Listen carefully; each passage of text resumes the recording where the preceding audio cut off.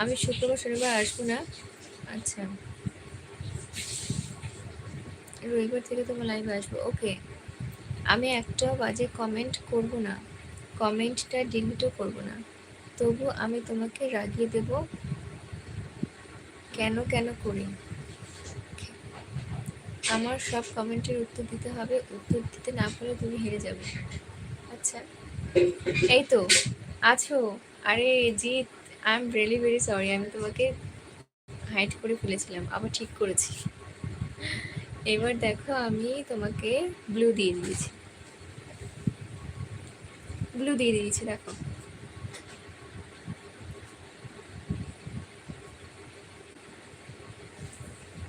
Bapun Jio high, তুমি আগেও এসেছিলে, কমেন্ট করো।